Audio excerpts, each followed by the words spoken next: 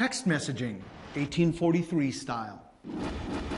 All right, Len, today we've got a big one. Tell me what we have right here. It's the first telegram.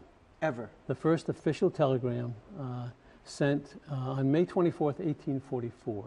Earth-shaking, of course, because it allowed people to communicate who were hundreds of miles apart from each other. It's hard to overstate how important this was. Well, you know, with hindsight, we can realize that this started the telecommunications revolution. To get a message from A to B, you had to physically take it there. You had to walk it, run it, get on a horse, a boat. Or be in visual sightline, I guess. Well, right? yeah.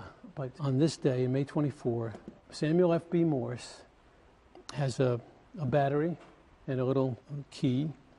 He has strung wires 38 or so miles from Washington to Baltimore. And people knew that you could send electricity through a wire and have something happen. But the genius of Morse is that he knew what he wanted to have happen. And what he did was he was able to instantly communicate.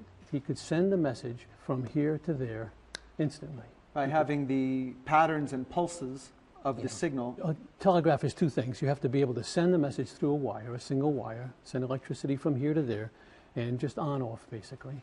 But then you have to, what is the message? You know, is the message beep? Well, in this case, it's dot dash, dot dash. So he invented the Morse code that we're familiar with today. Yeah, that's why it's called Morse code. Our conservation office has encased it in this plastic thing so we can hold it without gloves. Because this is the original that we're holding. This is the original, what hath God wrought? That was the first message that was sent. So the message itself was transmitted via these impressions in the paper. Exactly. And then afterwards, the actual letters, which are recognizable to our eye, were added in ink below the impression. Is that correct? Exactly. He was a very religious man. Hence the phrase, what hath God wrought? And there is a question mark at the end, if you'll notice there.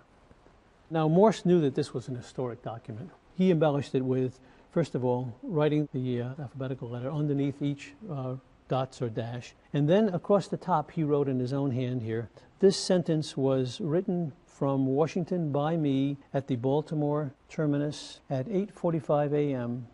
on Friday, May 24, 1844, being the first ever transmitted from Washington to Baltimore by telegraph. Then he signed it Samuel F.B. Morse, Superintendent of Electromagnetic Telegraph. And that was his title. It appears that Morse was very aware at the time of the implications of this invention.